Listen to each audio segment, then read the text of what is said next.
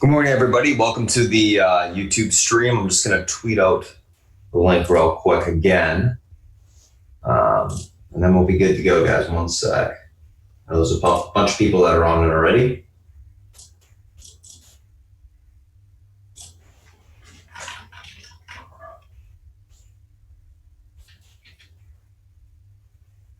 I'm going to get going once I tweet it.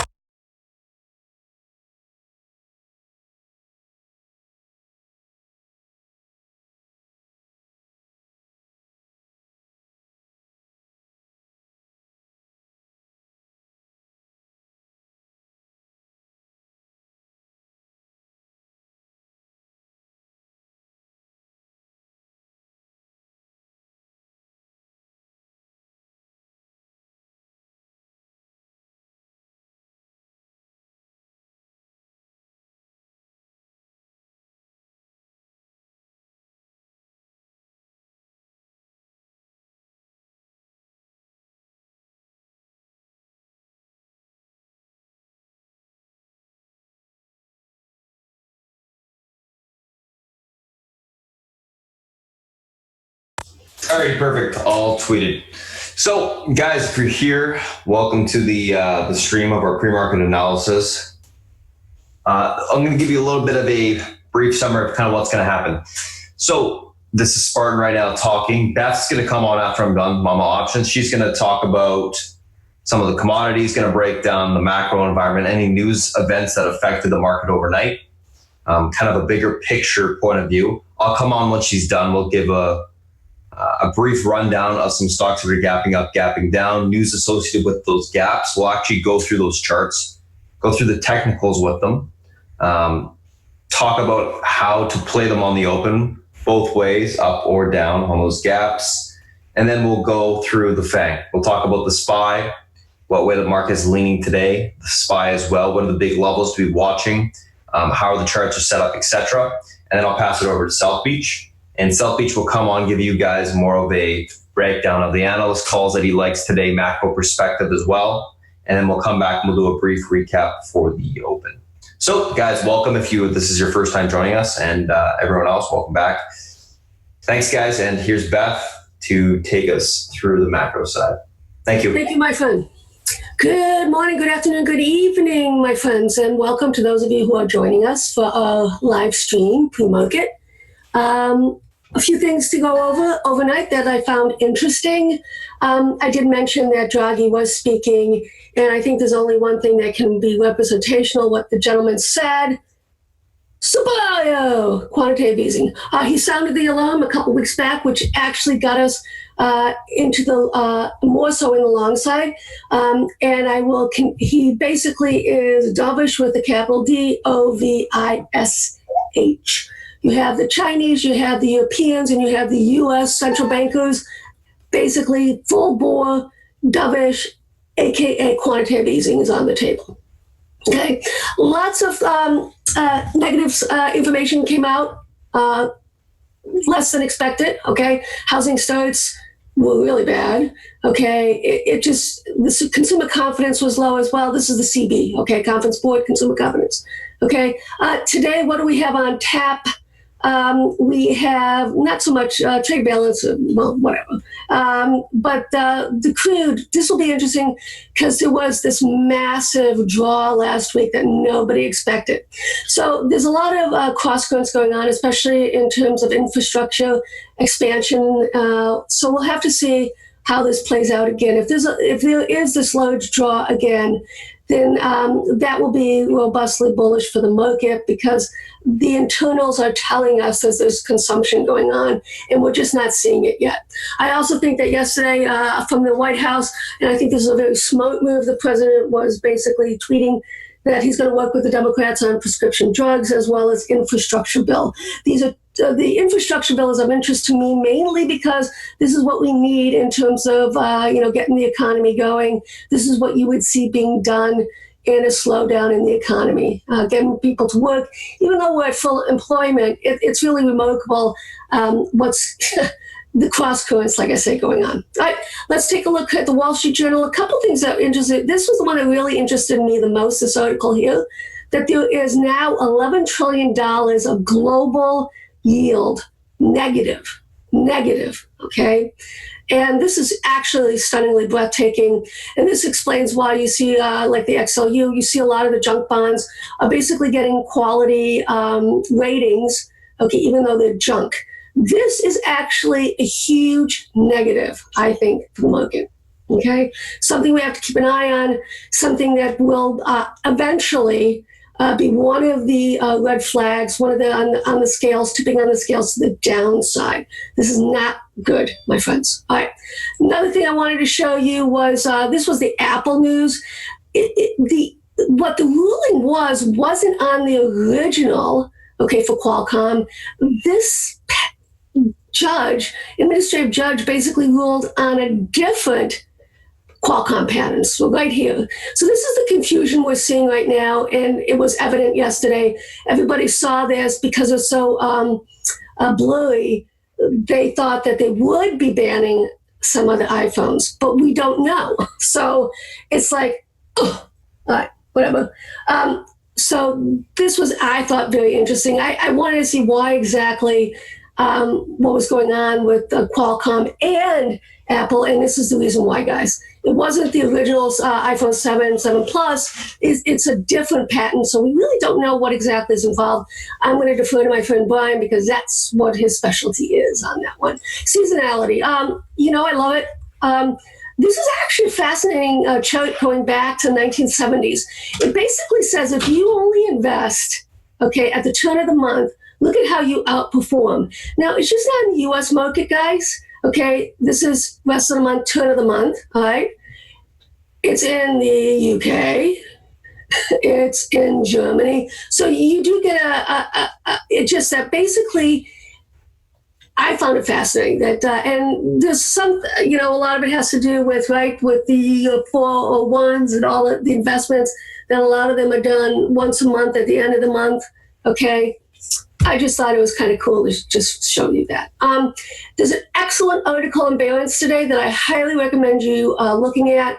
And it does deal with the yield curve, and they are kind of breaking things down. We can look at the 3 month against the 10. I look at the 2 against the 10. Irregardless, this is not what you normally see, guys, in an inverted yield curve. I don't know what it means. And they're postulating on it what it could mean.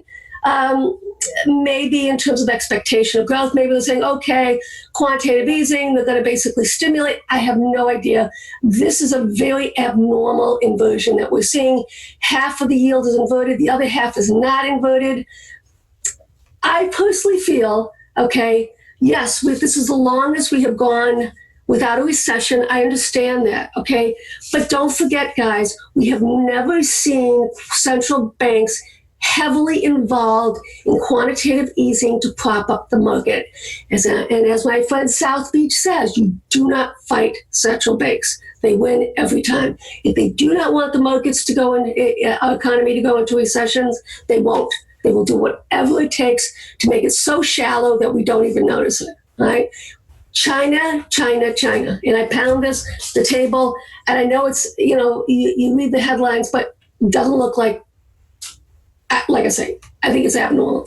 Okay, look at this, guys. This is the 10-year against the 2-year. I look at that. For me, this is what really has to invert in order for me to get, oh, damn. Hasn't, and actually it's up. The spread is widening today. So, take the time to do your research and see, and you'll find that there are a lot of anomalies to this whole concept of the quantitative easing / inversion. Okay, let's get to the fear and greed index.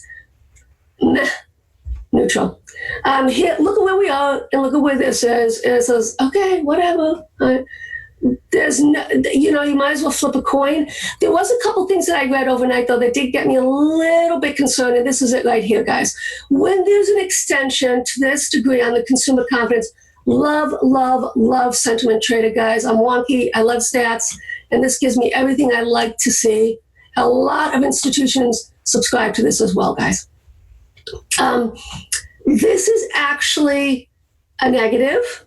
when we get this sort of extension and rollover on the consumer confidence. This is another thing on the tipping of the scales to the downside. We'll have to keep an eye on it.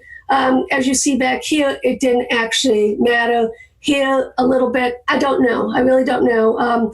And the reason being, once again, we've never seen this level of involvement by the central banks for this sort of duration. Right? So all bets are off, guys. Things that we would normally look at, I don't think have as much waiting. And right now, it's all about the technicals. For me, right now, it's all about the technicals.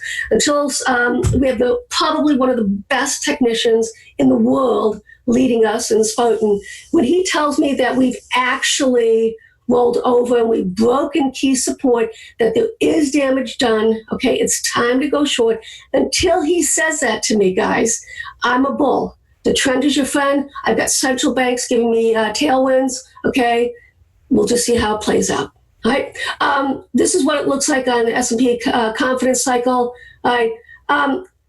Short-term 1 month, but this is where it gets a little bit sketchy, guys, and this is why I don't follow it as much, is because on a percentage basis, would you take a trade that only has a 29% probability of going your way? Even 43%, seriously, guys, no.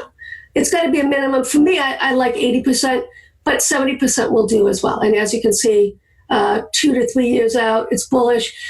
There's so many cross currents going on, guys, but I'm just showing you statistically what it looks like. Okay, I want to show you smart money, dumb money once again from Sentiment Trader. They have such a plethora of wonderful, wonderful setups. Anything you can imagine, you can create with it. We're looking at smart money, dumb money. In this rally, guys, smart money, i.e. retail, basically, kudos to them, us. They got it right. Smart money, institutional money was, I don't think so. They weren't all in. They weren't full ball in. And how do we know that? Because you would have seen this sort of price action dip it below the 4.30, and it basically got not even close. All right. We'll have to keep an eye on this, though. Okay. I like to look at the Shanghai. This is one of my babies. I told you. Okay. Right. I was getting out of it last week. I didn't like the double top. Still starting to nibble a little bit, guys. And that's because when I see ASHO call sweeps, I do follow it. Okay. But I still have some protection on. Right? And I am starting small positions in ASHO because that's the only one that's scanned. I do not follow EEM. I do not follow FXI. I do follow ASHO and EFA. And that's my story, sticking to it. Okay, let's get to the spread here. This is the crude oil spread on the commodity side. This actually is a very powerful spread ratio that anybody who trades commodities needs to know. Okay, we have to see whether we're going to get this next leg up here where we have some resistance here, more support. If we do break through, then obviously oil will rally more than gold, or conversely, oil will stay the same and gold will sell off. Let's see what's going on here. I actually think this we're at neutrality right now, maybe a little bit lower, but as you can see, this seems to be the center of this, seems to be the mean. We'll see what happens with it. I'm bullish on both oil and crude, as well as gold, and the reason being is quantitative easing and infrastructure. I think they are going to get, China's already doing infrastructure. I think the U.S., that's the next thing on the docket, is an infrastructure bill. Okay, let's look at the commodities against the U.S. dollar. This is very important to our multinationals, obviously, as well as this is very important in terms of where we see, or I see, okay, growth. This market, I do not believe, can rally unless we see commodities rally. And on the other side of that, I do not think we can see the market rally unless there's a neutrality or it starts to head down. Okay. Let's look at the SMH. This is also one of the key things that we're looking at. If we break down inside of this weekly downtrend line, it is holding as support now. It is very powerful. It is very meaningful to me. If we do, okay, that's another tipping thing that the market is going to have a more extended correction. For now, no. All right. If you notice, guys, I only look at weekly, monthly charts. Short term, I defer to my friend Spartan. I just don't need to waste my time on it. Here we go. We've been seeing this every single day. This is the monthly 10-year yield. Okay, it's broken down. I have on the swing side people in TLT calls, which is basically lower interest rates. That's working well. I'm anticipating that this will make the next leg down. Guys, when you're looking at commodity interest rates, guys, it's really important that you look at the channels. They trade in channels, support, resistance. You want to buy on support. You want to sell in resistance. Even if everybody's telling you it's going lower, lower, lower, you buy when nobody wants to and you sell when nobody wants to. And that's how you succeed on the commodity side, okay? Looking at the SPX, held on the Bollinger, the daily, bullish, okay? And it has this RSI histogram that I like to look at, turning up, bullish, right? Okay, let's look at the VIX and the put-call ratio. Fascinating action, guys, right now on the VIX. Okay, we did break down, obviously, for the market to continue to rally, this is the channel we have to get into. Once again, this is similar to like a commodity. This trades in channels, right?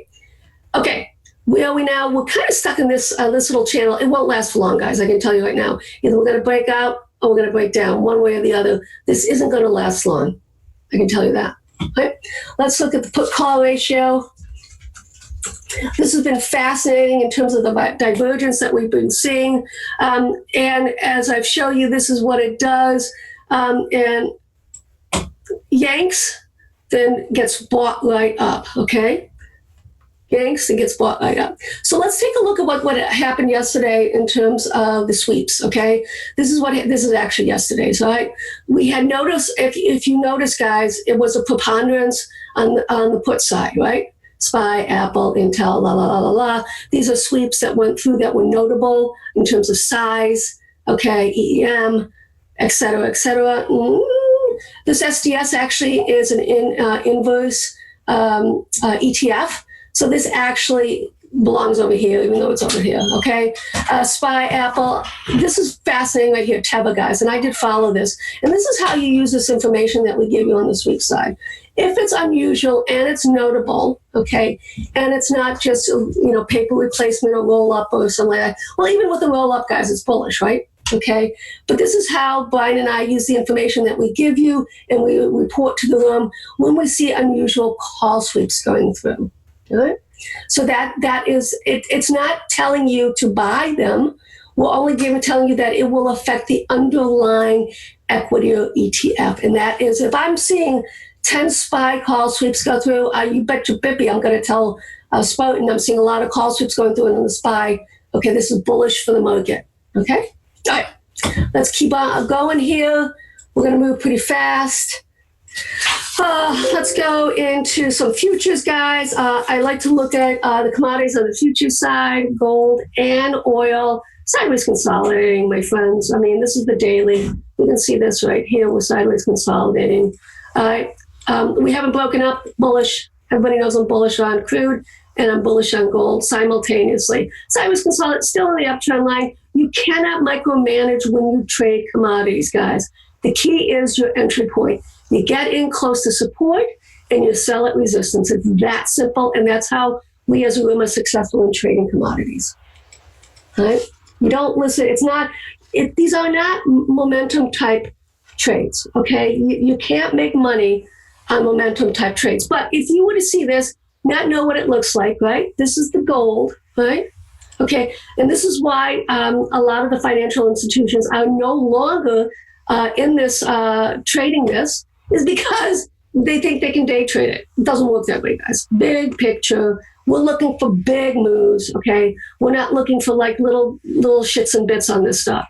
You set your position, either you're bullish or bearish, and either you make money or you lose money, but that position you're going to be in for months, possibly years. And this is the type of breakout I'm looking for. When this breaks out, not if, when this breaks out, guys, we're going to see a breathtakingly spectacular rally, similar to what we saw in 2016, but even more so. Okay, let's look at the futures on the S&P Mini as well as the NASDAQ. QQQs, guys, you can say we're topping. For me, we're neutral. This is on the monthly. There's no damage that has been done yet to the SPY as well as the QQQs, but we have to take a look at the IWM, what's going on there, okay? Here's the E-mini futures resistance. Obviously, this is where we need to get above this. We need to hold the 78.6% fib, 2811, plus we need to reclaim and hold above. And then we need to break this extension from a downtrend, okay? Let's look at the NASDAQ. Like I say, I'm looking at big picture, guys, not little picture. Spartan will guide you on the little picture, the micro side, okay? Yeah, that's not what I want to see. We'll see if it turns green. Okay, but that is an ugly, fugly candle. I do not disagree. But let's give it some time here. Once again, the 78.6% fib is important. The NASDAQ QQQs is above it, okay? But if we break below it, that will be a red flag for me. And I'll start to add more protection. Right now, I'm actually pretty neutral. I have a lot of protection on. So I have my out-of-the-money calls, my portfolio stuff, and I'm hedging it short-term. That's what I do. And we're actually going to talk about that in class today, guys. We're going to deal with contrarianism as well as swings. Okay? IWM, this was last week. Okay, I sounded the alarm. Actually, 2 weeks ago, I sounded the alarm. Danger, danger, danger. It is definitely in a downtrend right now. This will lead the market on the downside. Okay?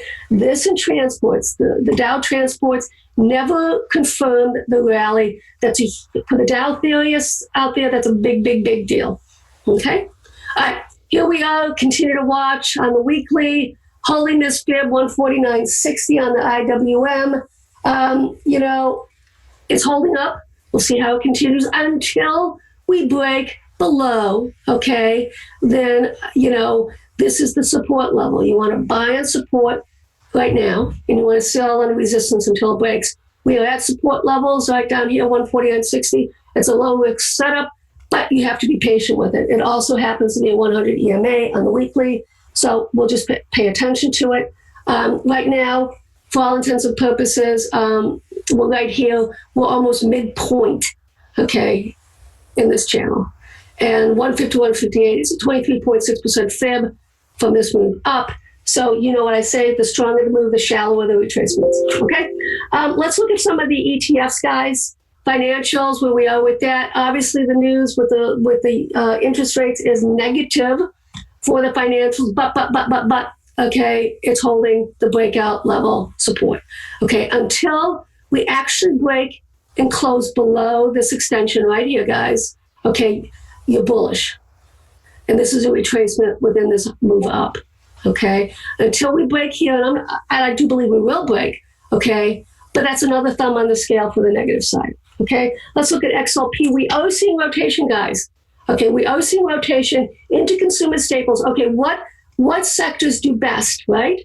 Consumer staples, utilities, believe it or not, the oil sector, anything with higher yield, dividend yields, okay, does better, okay? And as you can see, this is bullish in terms of sectors, and we are rotating into it, risk on versus risk off. So you're going to see selling of FANG, and you're going to see buying of consumer staples, et cetera. And then that is exactly what we're seeing. Okay, let's look at the transports because this is also important. This is the FedEx / UPS, rails, et cetera. Sideways consolidation so far, guys, until we break and hold below this level right here on the transports. Okay, it still has the potential to be supportive, all right? But this is the line in the sand right here, guys. Okay, all right. Let's take a peek at the XLU. I wanted to show you this as an example.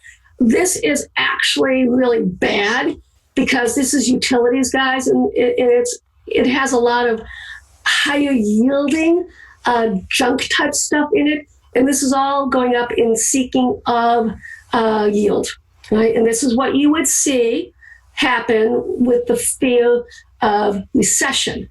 Now, if there is no fear of recession, you're going to see a yank like this sort of thing happening. Okay.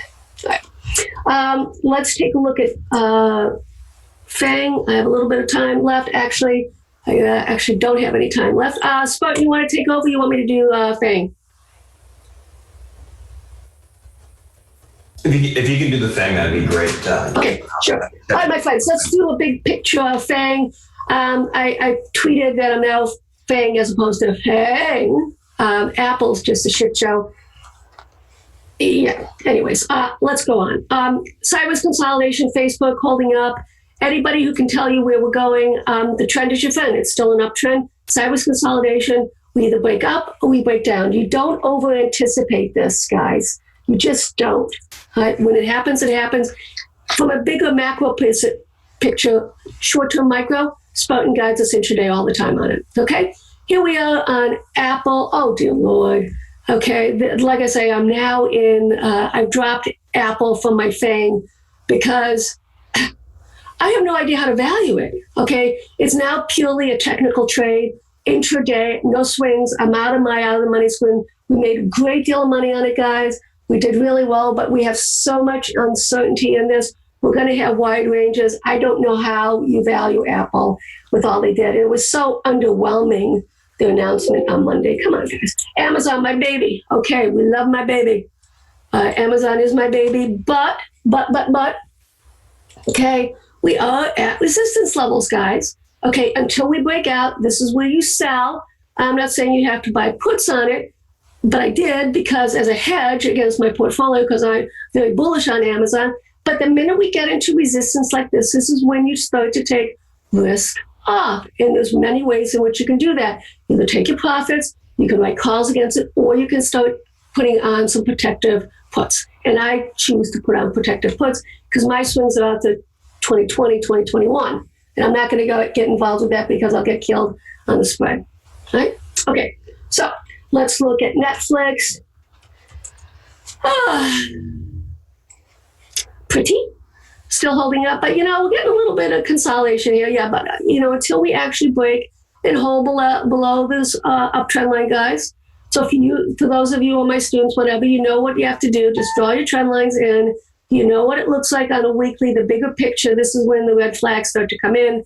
And ideally, this is a 61.8%. So 349.50, a close below net on that from Netflix would obviously be not too good. But as you can see, when you have these parabolic type moves and you have these wide ranges, the support is farther away than the resistance. This is why we depend on Spartan intraday to guide us. Google, I'll be honest with you, I haven't been doing much with Google. I did have some out of the money. I have butterflies in it, but I kind of got out of it here, and I haven't re-entered it, and I don't know if I'm going to. It's just one of those things that, getting enough range intraday, it's just hard. Okay. I do want to tell you there's one thing that I did not mention, which is important. I need a Cliff Notes version for this, but there's another vote going on with Brexit.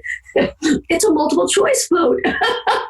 So only the British, God bless them. If any of you have spent any time in the UK, this should not be surprising. This is why I was kind of like saying seriously when a lot of these guys, Jamie Dimon said, they're going to resolve this, yada, yada. Guys, seriously, this is the UK 101. This is what these guys do. It's just breathtakingly remarkable.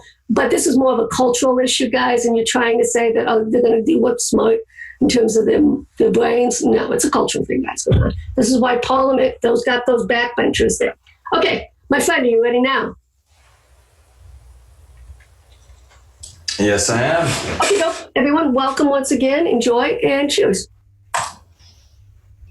Thanks, Beth. As always, guys, welcome. If you're just joining us now on the stream, I'm going to pop up the screen share at Spartan here. We're going to be going over some individual names that we're looking at today. We'll go through the FANG as well, talk about more of the micro side of it. So you should be able to see my screen right there.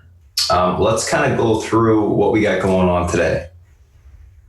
So a couple different things that I'm looking at. You guys won't see this, of course, but this is the Discord chat. These are the stocks that are gapping up, gapping down. Just summarize news associated with those stocks that are gapping so that we kind of know the reason behind them.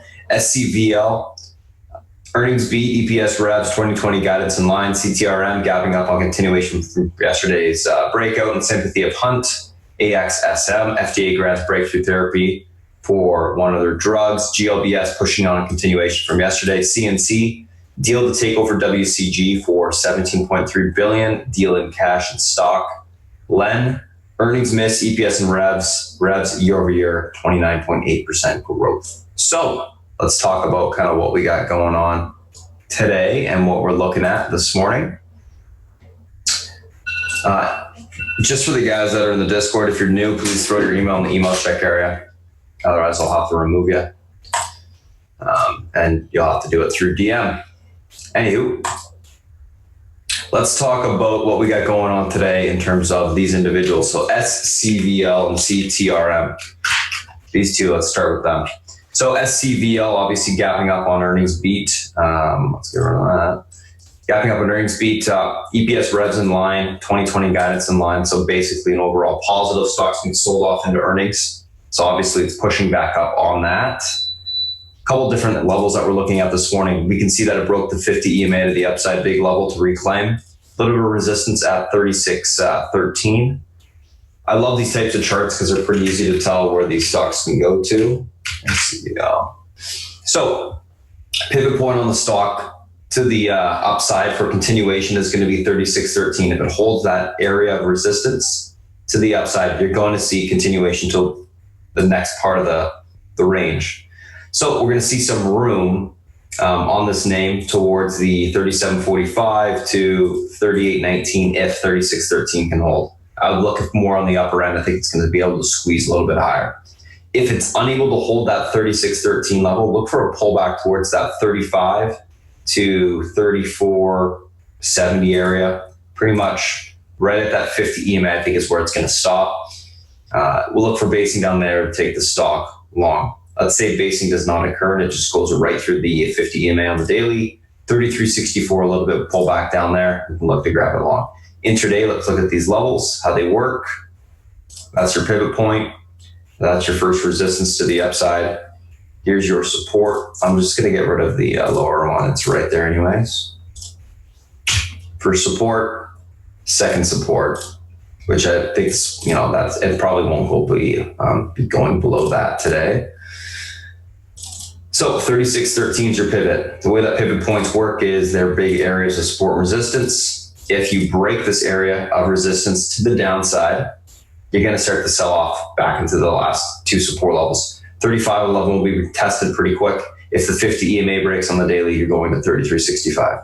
If you're able to hold this 36.13 on the morning open, you should see continuation to 37.46 and then into the 38.10 level. So you're going to see continuation to the upside because it is holding that huge range break to the upside. So we'll see what happens there. That's SCVL. Let's look at CTRM. The stock gapped up. We had an $18 price target, and obviously it hit that in the after hours yesterday. Pre-market opened up, pushed up. Hunt, we were talking about, obviously getting halted on T12 because it was blatant manipulation, and it did. It will probably open up like down 70 points or whatever, something like that, as they do. But what are we looking at on this stock? Obviously, people are a little bit scared to hold this because they think something can happen that's similar. A couple different levels we're looking at. We've got to go back in time a little bit. Oops, I'm going to do this. This platform is not showing me anything.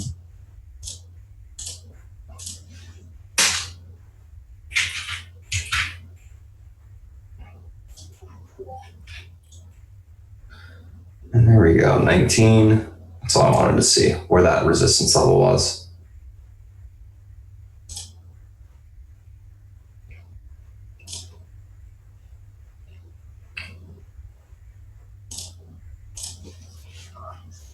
So there we go. Pretty much a couple different things that I'll be looking at today on this. If the stock's unable to hold the $13 level, it's going to start to sell off. 10.55 will be your first area of support, and then we're looking at 6.67. Ponyo already said it, but guys, if you got borrows on the stock and you want to get locates, do it now. If it does end up selling off, it should crack pretty good. If it's able to hold $13, it's going to be able to bounce. It's going to be able to trade within this $13 to $18.75 range. Obviously, if you break that high to the upside, you're going to get a continuation squeeze. Tiny float, 800K. So, a little bit of volume can cause it to push more. Right now, I'm leaning bearish on the name. If it starts to break that 13, that's confirmation on the short side. Should hit 10.55 pretty quick. That breaks. You'll be back towards the 6.67 level. If it's able to hold 13, look for continuation to 1875. If that breaks, most likely take out the highs. And I bet you it'd run to 28, $30. So we'll keep that one on radar. Nice amount of range. Either way, it should be fun to play. So that is SCVL and CTRM. Let's take a look at the next two.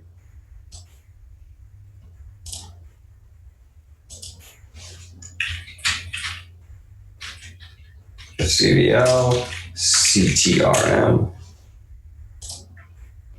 Next two, AXSM, GLBS. All of these momentum names today. So another pair of recent runners, AXSM been grinding to the upside. This is obviously different from ALDX yesterday, but similar, kind of name. But anywho, obviously you can see the uptrend's intact on the daily. It's been grinding in a larger channel to the upside as of late, holding the bottom of it. Let's take a look at the daily chart. Oh, first and foremost, we might as well just chart out the breakout area. Let's go to the daily. Let's go back. Let's go 10-year. That's it. Check if there's a reverse split.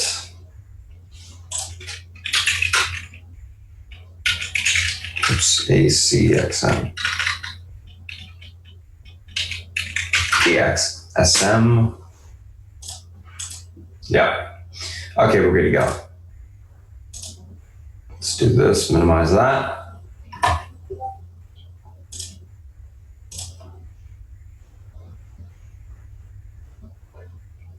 On a 6. There we go. We're going to do a little bit of a fib extension here to give us a price target. 1829 on the breakout.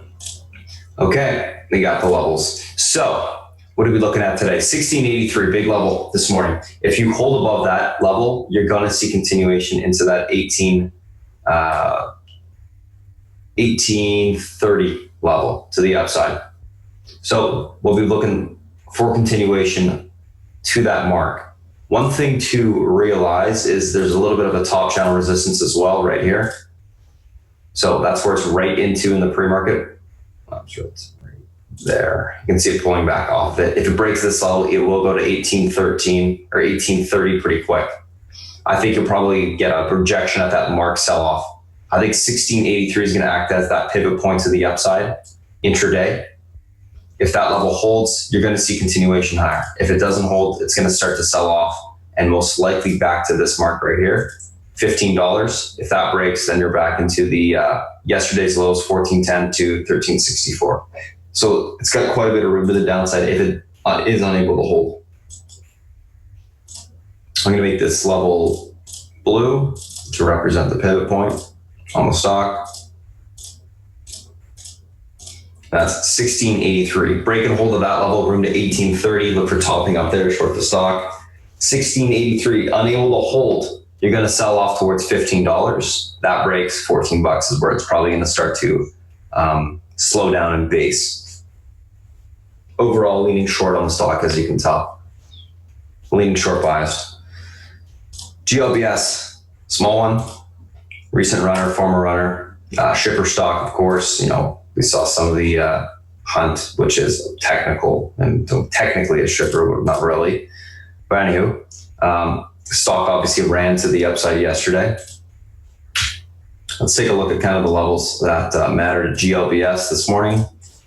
I'm just going to throw this up on the side here, just so I can see everything. One sec.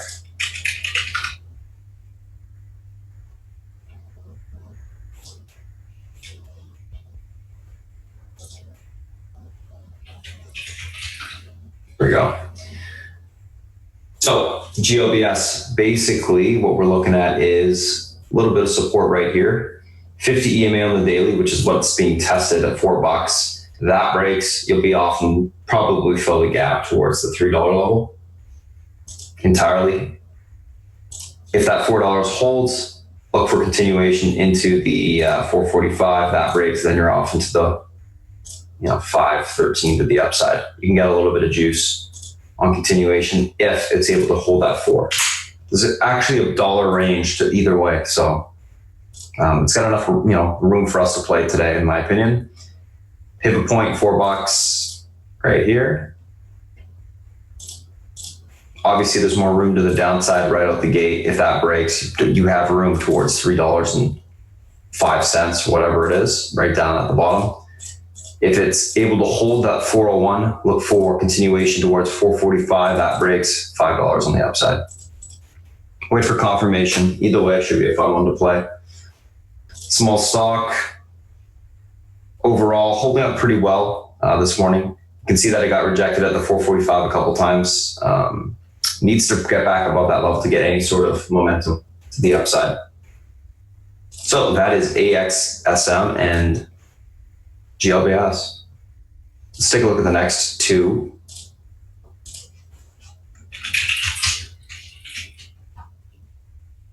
And I'm gonna grab a coffee 1 second. I'll run and grab it. I need it.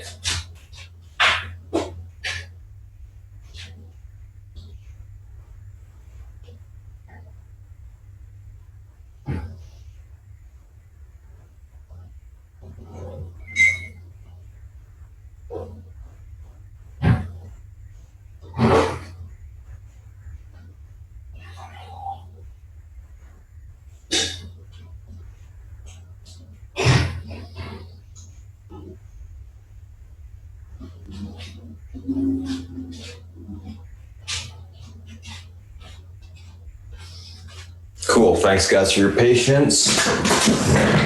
Now, let's talk about the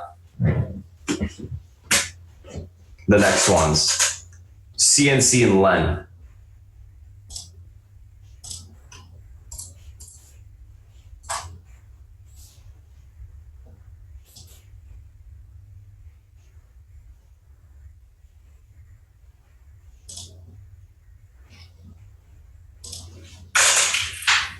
CNC and Len. So CNC, these guys are buying a WCG, cash and stock.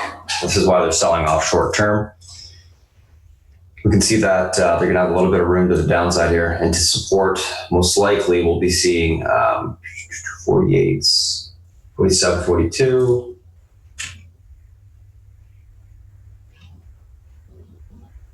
A little bit more room to the downside here. CNC.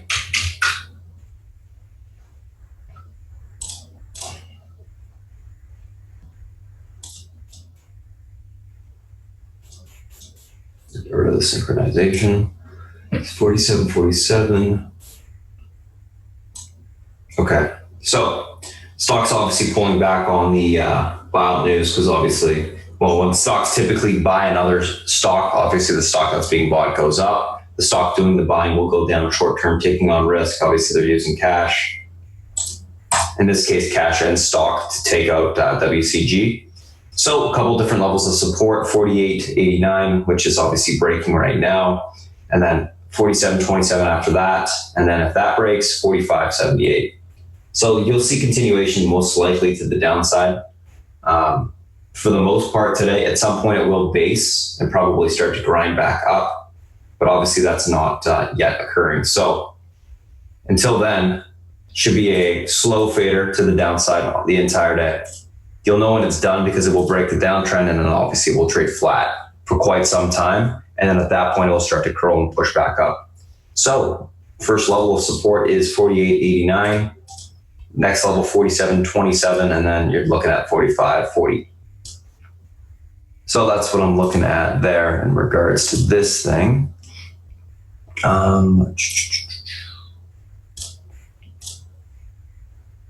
We'll see if it holds up or not.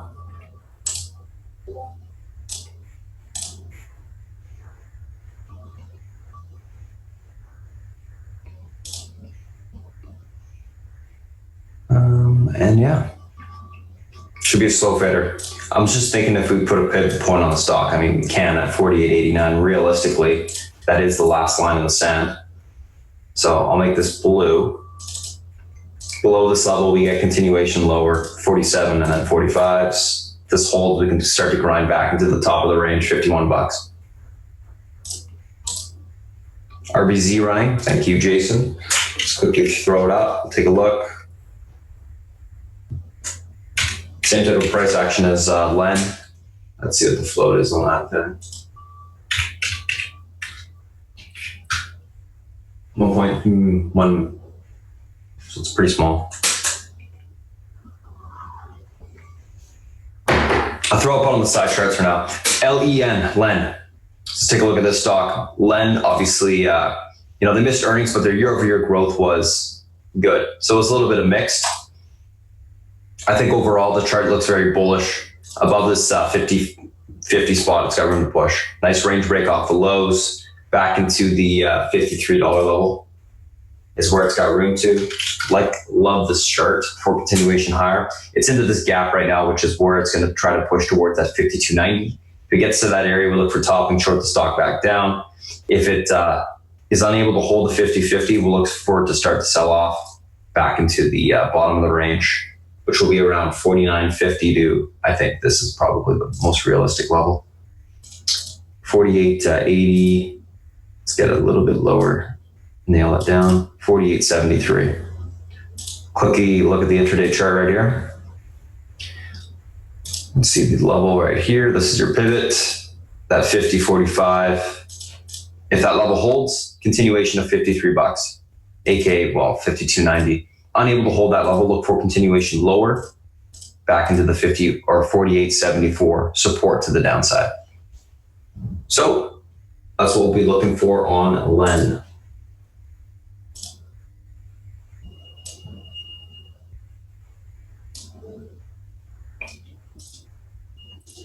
Take a screenshot of these so I can post them later. CNC Len.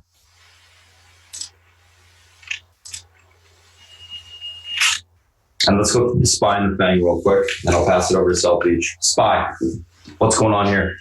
Let me take off these levels. Actually, we'll do a daily first. Looking at the SPY on the daily, I talked about this yesterday, closed above the 13 EMA, closed above the bottom range test. This is actually bullish for continuation higher back into the 280-240 level. That's what I'm going to be looking for, grind towards that mark today. Market is choppy. This is just the tape that we're in. Oops, don't want to be doing that. So, you're going to be looking for smaller moves. You can tell that this stock or the SPY is holding the uptrend channel to the upside. It's barely breaking the range and holding above it right now, which is 280.30. If it gets above 281.30, we will see continuation into the 282.40, which is what I'm looking for today, and then possibly a little bit higher to 284 if that breaks. It's probably going to just continue to grind higher alongside this uptrend and hit these resistances and basically trade within this channel tight. Is it hard to trade the SPY? You betcha. It's very hard, very difficult, especially when the range between the support and resistance is about $1. That's not a lot. Until it breaks the 282.40 to the upside, it's going to be tight. So that's what we're looking for on the SPY. Basically 280.30 holds today. We should see 282.40. And if that breaks, we get more room to the upside. If 280.30 is unable to hold, look for a retest of 279.30 to the downside. Not a ton of range to operate within, but leaning bullish, and we'll see what happens.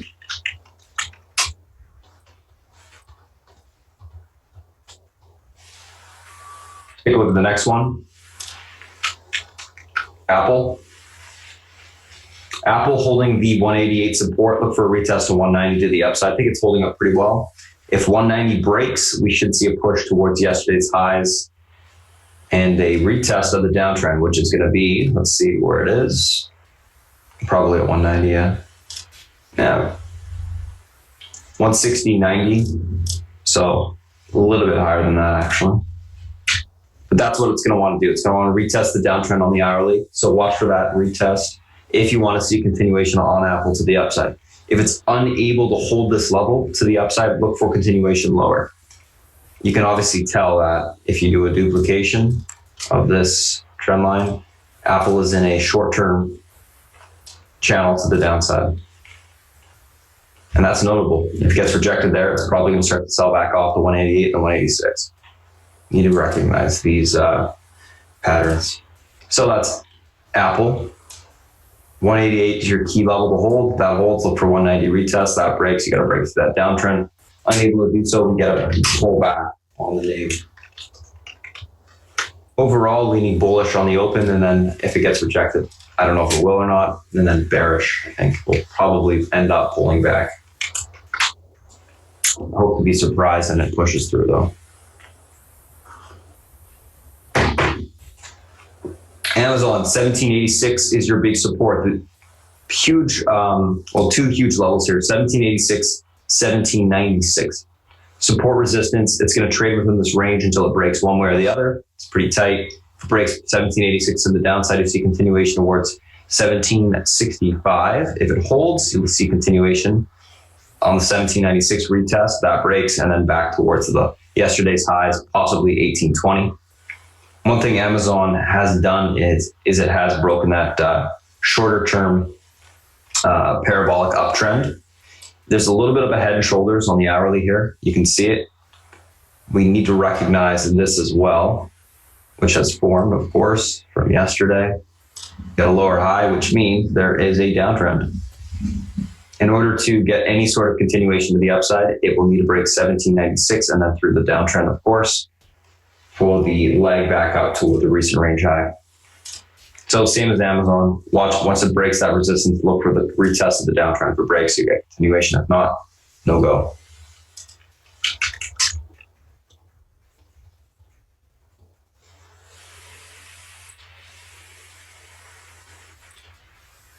Next one we're looking at today, on the FANG, Netflix, 360 big level.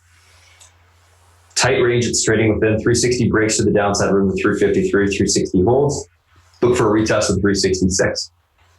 If it's able to get through that level, we could probably push to yesterday's highs. Leaning a little bit bearish on the name just because it's below EMA support on the daily. That could change pretty quickly today. One thing we also need to be watching is this downtrend. So this is a little bit tighter than Amazon and Apple. It's going to be testing that level pretty quick off the open. If it holds 360, 364 is probably going to be that key pivot point on the stock today. That breaks, you get room back to 366. We can see continuation. Unable to do so, watch for retest at 360 to the downside. Netflix. About Facebook, which is my favorite fan name right now, Facebook. Best looking one in my opinion. 167.80 holds to the upside. You get continuation back towards 172. That's what I'm looking for short term.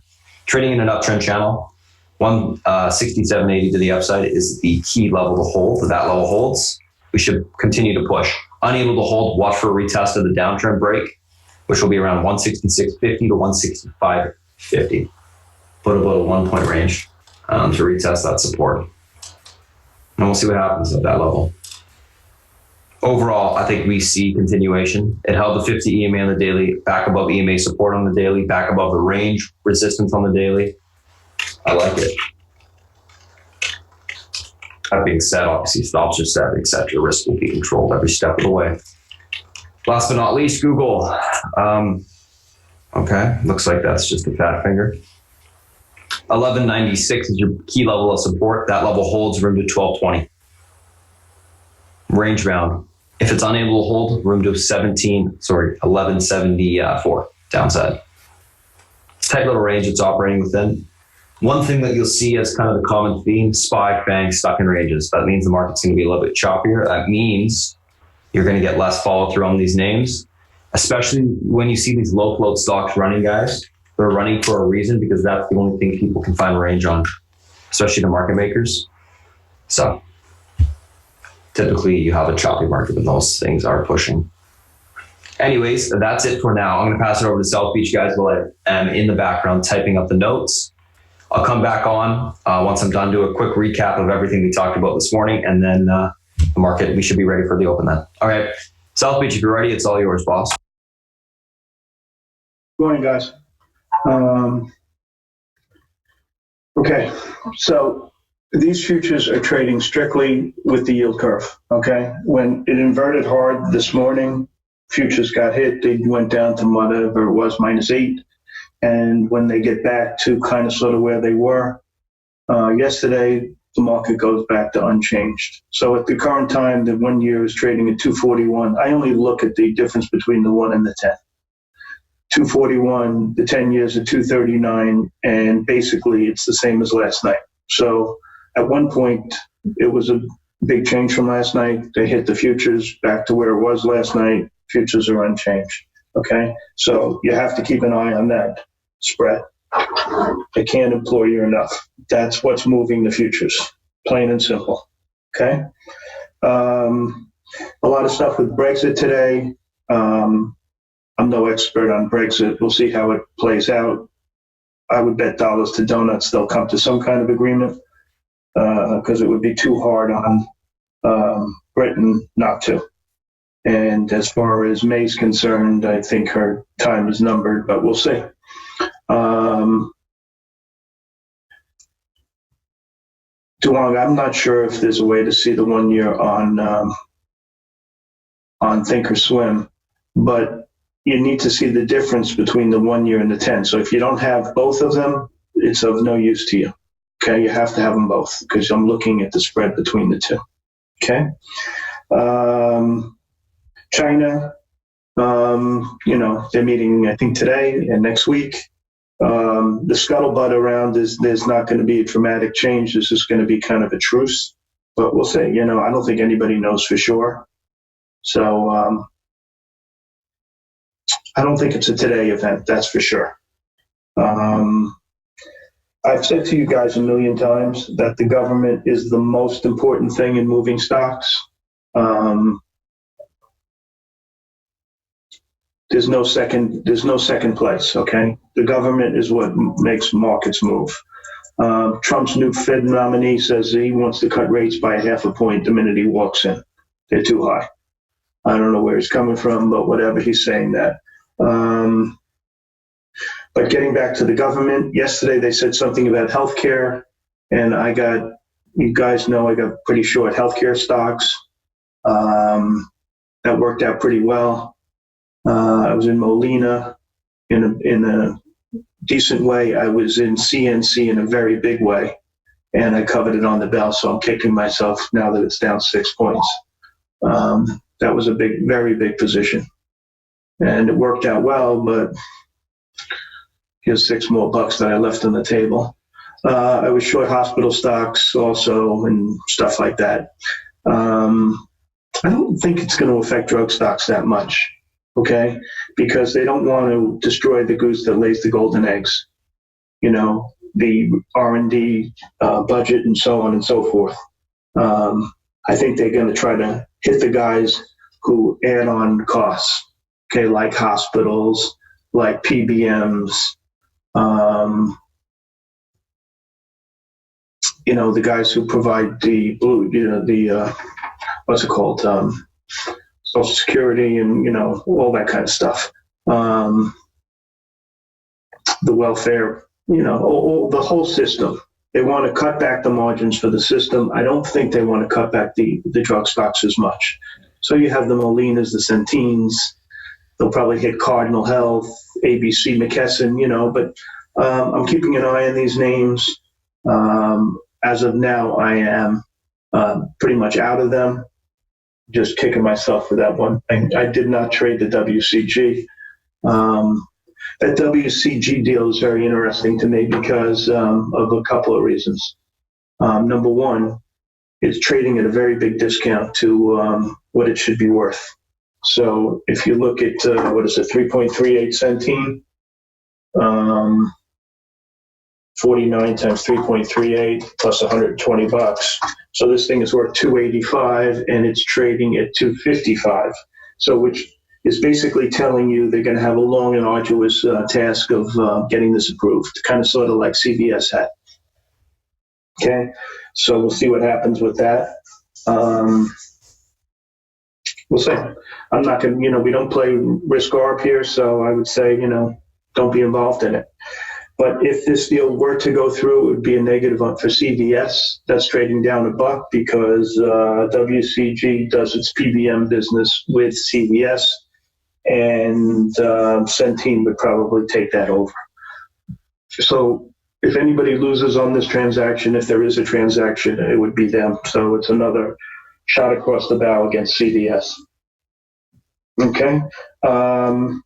Yields across the board are pretty crappy, obviously. Everybody knows that. There's a lot of negative yields and so on and so forth. I don't think that's necessarily bad, because stocks become the best game in town. All right. I think there's a knee-jerk reaction down that people think, perceived global growth is very poor, which it probably is. But there's plenty of stocks out there that won't be affected by that. And you just have to gravitate towards those, and they'll pay good dividends. I mean, you can get a bunch of dividends, very high dividends, like in an AT&T, for argument's sake, than you can keeping your money in the bank, and you have the upside potential. And I've been doing that and hedging it with options. So, I think that's a way to play it. I don't think these negative rates Buffett said it himself, okay? Low rates are good for stocks. Did he say negative rates are good for stocks? No, but I can't decipher the difference. Pick the right dog and the right horse, and you should be fine. All right. That being said, there's Nomura today was they initiated with buys a bunch of names in this mortgage REIT business that pay anywhere from 9 to 11%. If the rate is too high, don't play. Okay, 11% rates, there's a problem. That's my opinion. Okay, I've seen this play before. Okay, those who reach for yield in stuff that's just not secure get bit in the ass. So be very careful in following those kinds of high yield stocks, because I've seen it too many times. All right. You're making money, and then something comes out and the stocks are down 50%. And there goes your 11% yield right in the toilet. So be very careful with that. What else is going on today? I saw that Harold Hamm bought a lot of, what was he buying? CLR, that's his company. He bought, $34 million worth last night. And I told you that Revlon, when it dipped, that Perlman would be buying stock. He's bought a lot. He bought more last night. He bought some the other day. Okay, bad guy.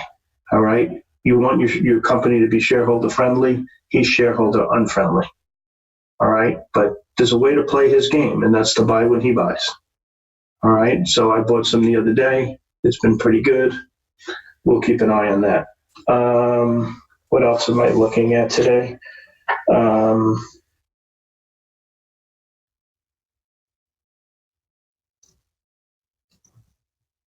Let's look at the research, okay?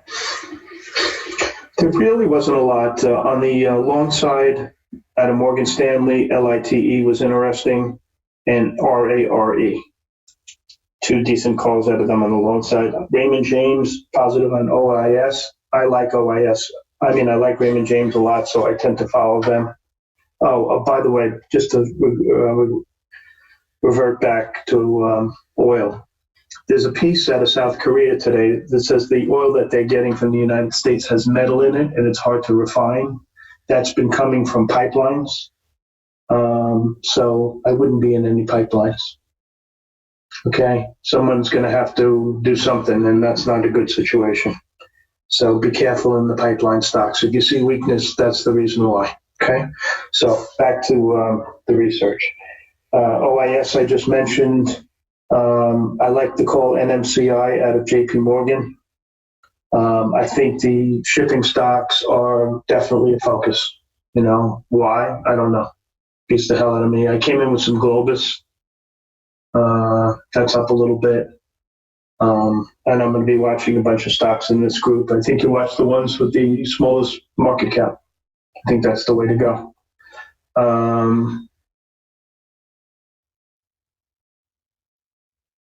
Okay. Takeover chatter AVIO. Beth is telling you. I guess AstraZeneca would be the acquirer. I guess that's the rumor. Let's see what else on the long side.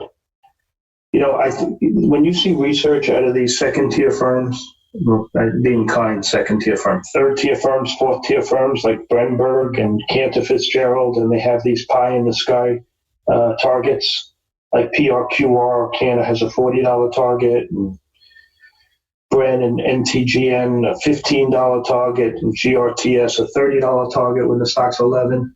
Just ignore these guys, okay? They want you to read their research. They want you to play their names.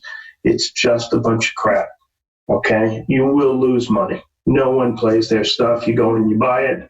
You turn around, you hope someone else comes in. No one comes in. You bang it out. You lose your 20 cents, okay? Stay away from second and third tier research. It's not worth the paper it's written on, okay?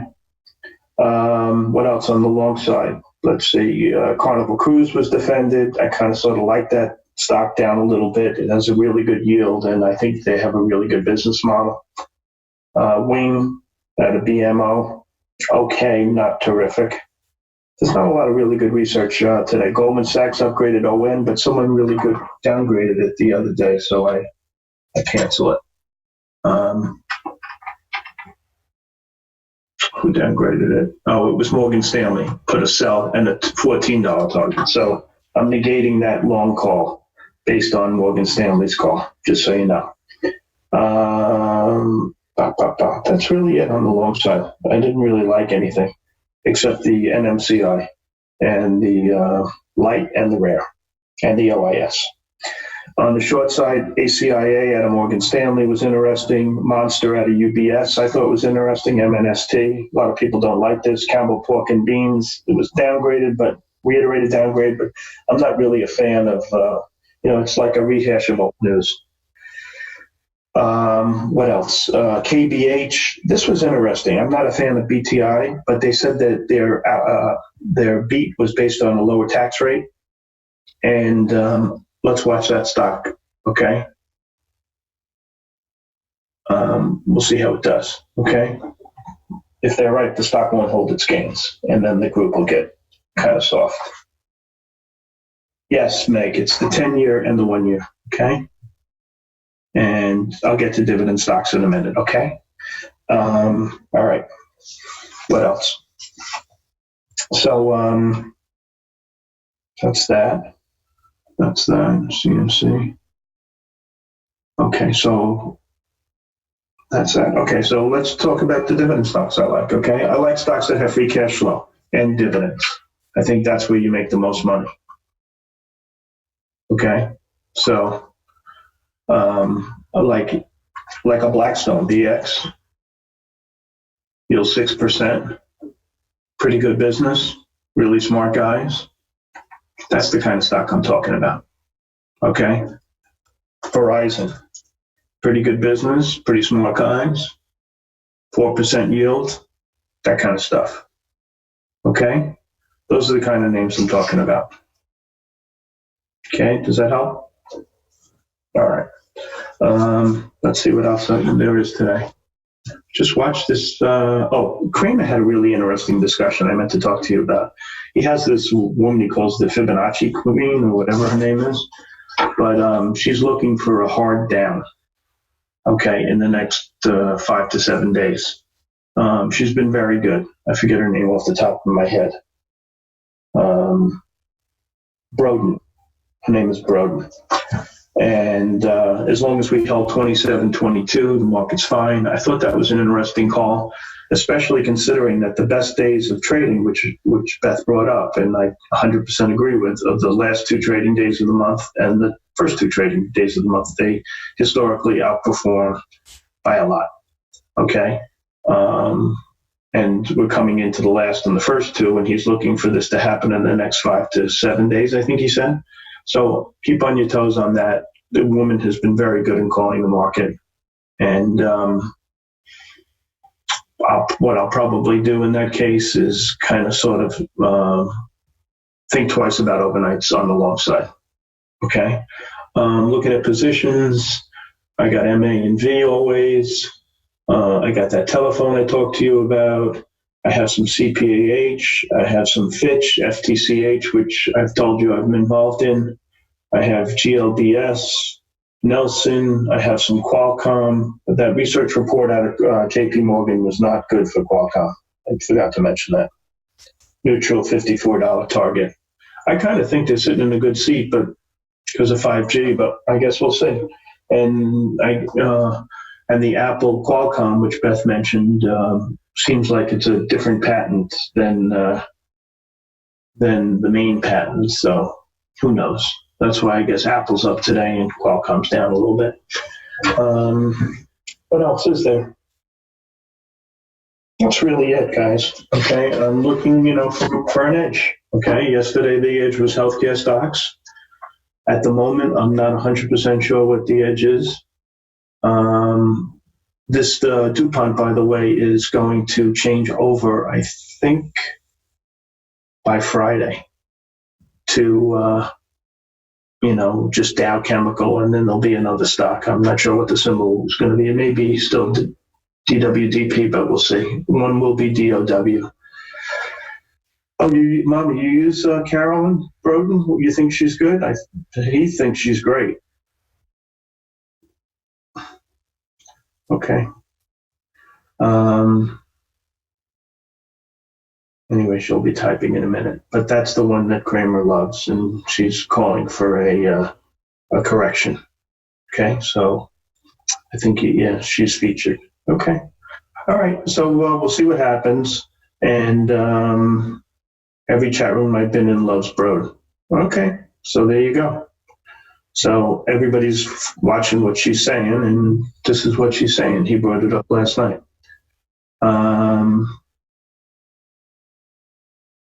Okay, if there are no other questions, then I am going to pass it back to Spartan.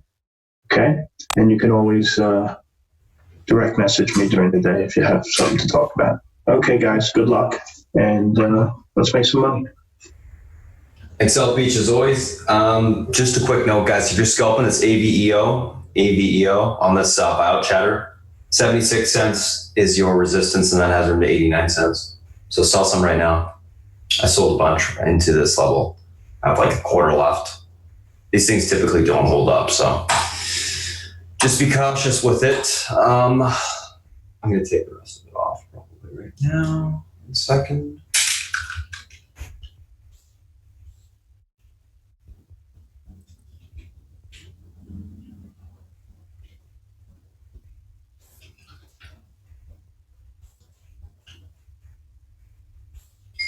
There you go. Although, so yeah, these things never hold up. These penny stocks, just there's momentum in them on these small ones right now, FYI. So let's take a look at kind of what we got going on this morning. And guys, if you're just joining us for the pre-market breakdown, there is obviously you can go back, watch the recording, but I want to give you guys a kind of good sense of what we got going on today. Pre-market tickers on watch that we had: SCVL, CTRM, AX, SM, GLBS, CNC. So earnings are the news associated with these stocks. SCVL, earnings beat EPS and revs, 2020 guidance in line. CTRM, gapping up on continuation from yesterday's breakout. Of sympathy of Hunt, AXSM, FDA grants breakthrough therapy for one of their drugs. GLBS pushing on continuation from yesterday. CNC, deal to take over WCG, 17.3 billion deal, cash stock. Len, earnings miss, EPS and revs barely, but revs year over year 29.8% growth, which is bullish. Let's take a look at kind of what we got going on today, and for the people that are in the new to the chat, I posted the action plan with all the charts up this morning already, so that's all there if you guys want to read that. For everyone else, let's kind of go through the breakdown of the charts that we're looking at this morning real quick. SCVL and CTRM. SCVL, 36.13 is your pivot point. This will give you the direction of the stock on the open. This level holds, you get continuation 37.46 and then into 38.10. If it's unable to hold, look for a pullback to 35.11. Support, if that breaks, you get to 33.65. Look for basing down there and take the stock long.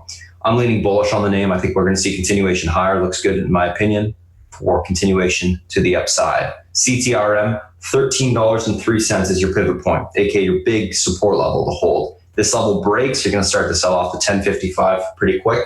If that breaks off a cliff, it's done. It's going to fill the gap. 667 all-day fader to the downside.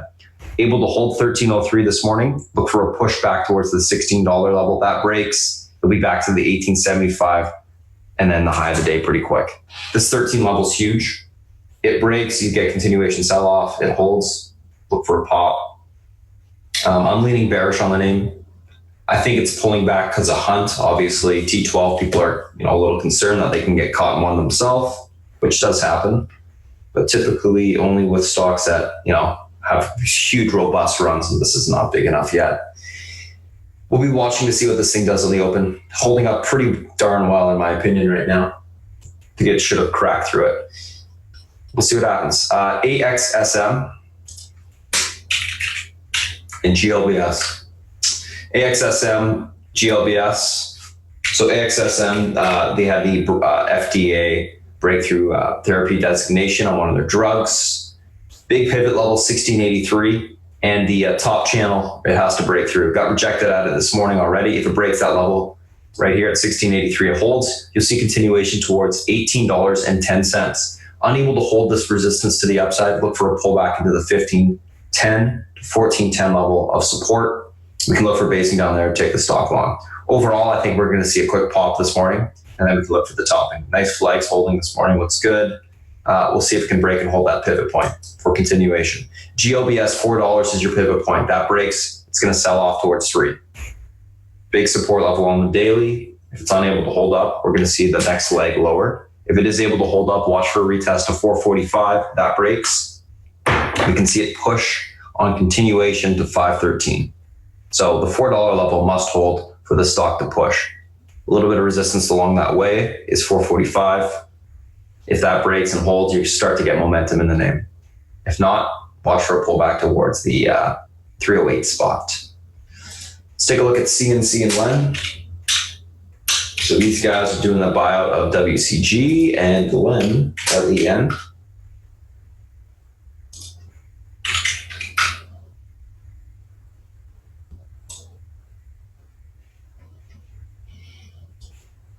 And Len, we got 51.25. Okay, we're good. Just want to make sure the levels are correct.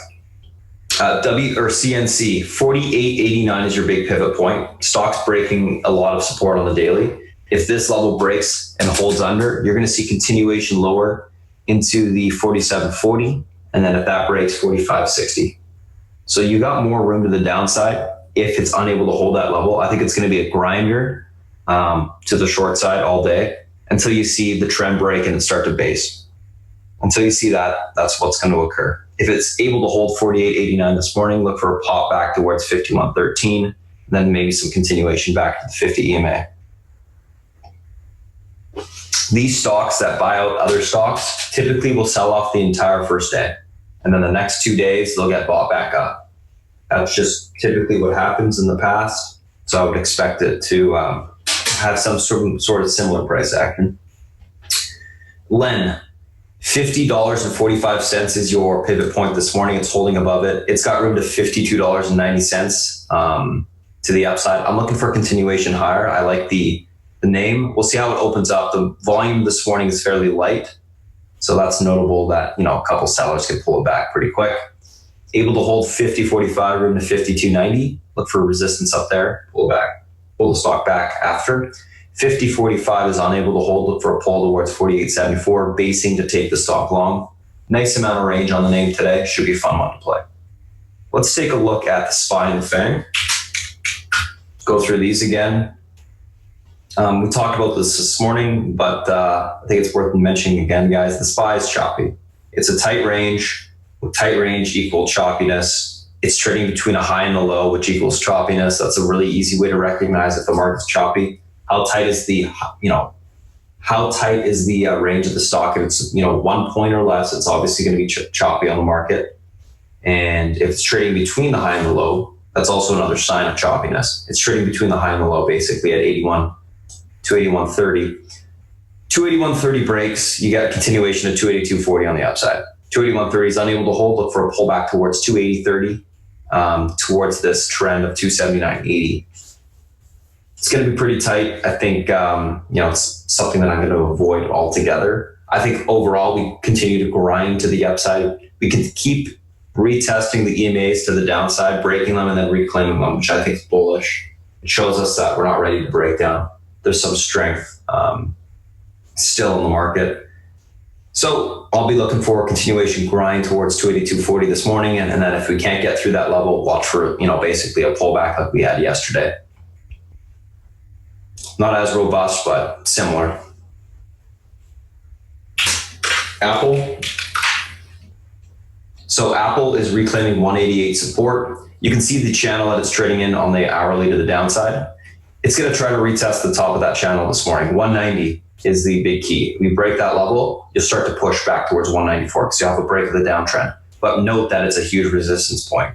Unable to break 190, you look for a pullback to 188. That breaks. We're going to trade to the bottom of the channel. And we'll just trade, the way that it's been within this. Nice thing is it's in the middle of the channel and it's above it, so you tend to continue to trade on the top half. We'll see if it breaks or not.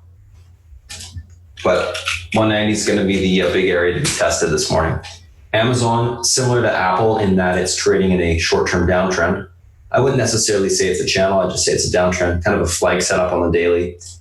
1786 is your big support. That level holds. Look for continuation back towards 1796 to $1,800. If you get through those two levels, you will get continuation to 1820 on the upside. Really big downtrend flag break on the daily, and we should be able to push. Unable to get through those levels, look for a pullback to 1766. Support down there for basing to go long. Netflix.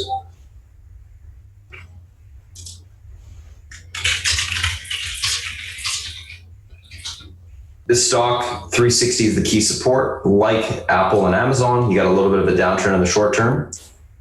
If Netflix is able to hold 360, look for a retest at 364 to the upside. That breaks. You get continuation to 366. Unable to get through 360 and hold, watch for a pullback towards the 353 level. Quite a bit of range to the downside if it cannot hold. Facebook, 167.50 is your key support. That is able to hold. You will get continuation towards 172. I think Facebook looks the best because it's holding above the downtrend and it's holding above a range support. Unable to hold 167.50, look for a pullback towards 165.80 to the downside. Retest, hold, basing to go back long. Last but not least, guys, Google. Google, 1196 is your key support on the daily. If that level holds up, you'll see continuation back towards 1220. Unable to hold 1174. I'm thinking it's going to be able to hold. You'll see a continuation push back up. So that's it for this morning, guys. If you joined us, thanks for popping in. If you guys do have questions, feel free to reach out Twitter or email me. That's it for this morning, guys. If you do have any questions, again, I'm always here. Twitter, Discord, email, whatever. So thanks, Mods. Thanks, everybody. And let's get ready for the open. We're going to close the stream now. And that's about it. Thanks.